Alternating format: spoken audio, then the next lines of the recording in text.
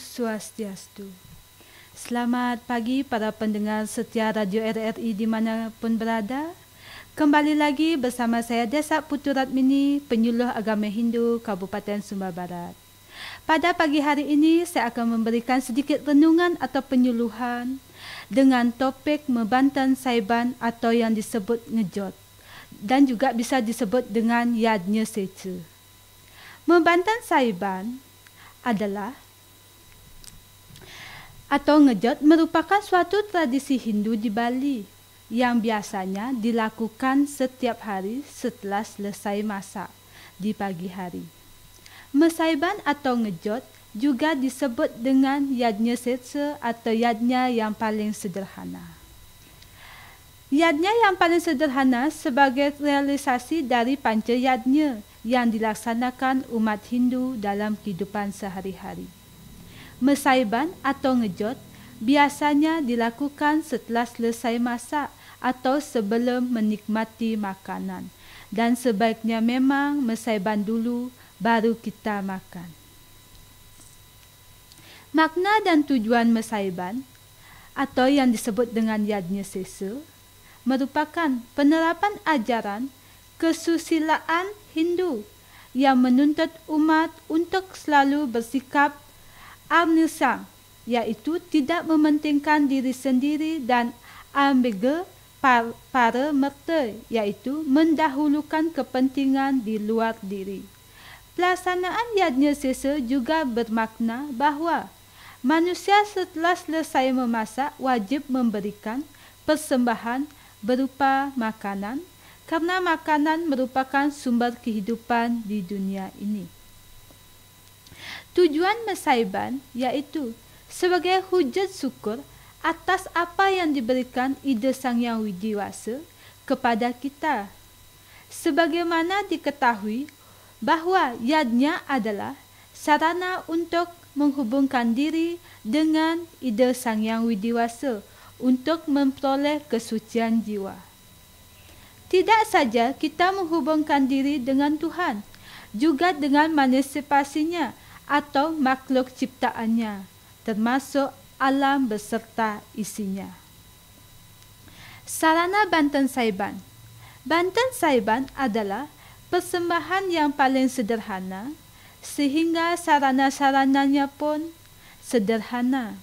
Biasanya, membantan saiban dihaturkan menggunakan daun pisang dan diisi nasi atau garam dan lauk pauk yang dimasak atau disajikan pada hari itu.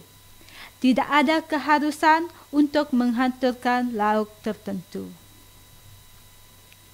Yadnya Seca atau mesaiban yang sempurna adalah dihaturkan lalu dipercikan air bersih dan disertai dupa yang menyala sebagai saksi dari persembahan itu. Namun yang sederhana bisa dilakukan tanpa memercikan air dan menyalakan dupa, karena wujud Yadnya Seca itu sendiri dibuat sangat sederhana.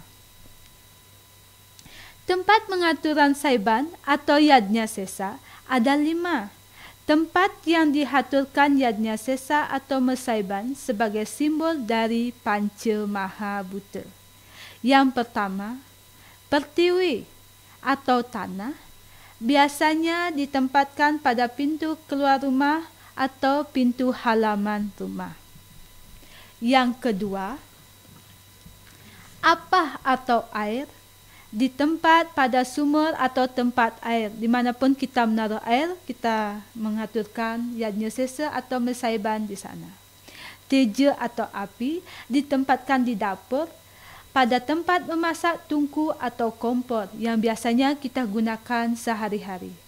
Bayu ditempatkan pada beras, biasanya juga di tempat nasi. Angkasa ditempatkan pada tempat persembahyangan seperti pelinggih, pemerajan, pelangkiran, dan lain-lain.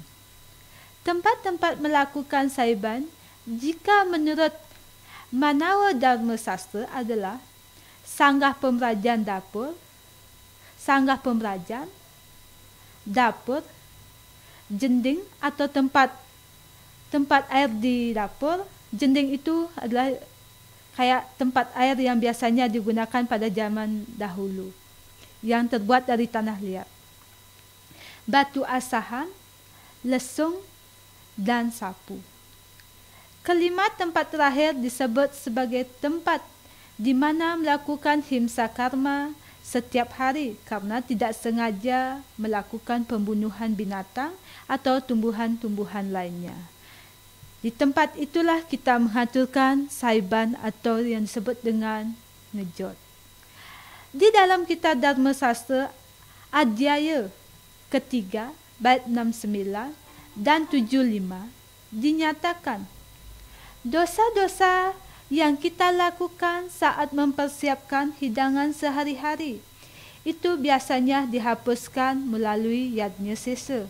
Biasanya kita setiap hari membunuh binatang atau untuk makan. Apapun yang kita lakukan tidak terlepas daripada dosa. Makanya kita harus melakukan yajna sesa biar bisa dihapuskan. Jadi, pada kesimpulannya, sebuah tradisi Hindu di Bali, yaitu mesaiban atau ngejot, merupakan sebuah tradisi yang mengaturkan atau mempersembahkan apa yang dimasak dan disajikan untuk makan di pagi hari kepada Tuhan atau Ida Sang Yang Widiwasa beserta manipulasinya terlebih dahulu. Dan barulah sisanya kita yang memakan biar kita terhindar atau terlepas dari karma. Semua sebagai hujah syukur kita kehadapan Tuhan atau menebus dosa membunuh hewan atau tumbuhan yang diolah menjadi makanan. Demikianlah penyuluhan agama Hindu yang dapat saya berikan. Semoga kita menambah ilmu kita tentang pengertian dan makna dari Banten Saiban. Apabila ada yang salah atau kurang kata, saya minta maaf yang sebesar-besarnya. Tak lupa juga semoga kita selalu dalam lindungan Ida Sang Yang Widiwasa. Penyuluhan ini saya tutup dengan Pramu Santi. Om Santi Santi Santi Om.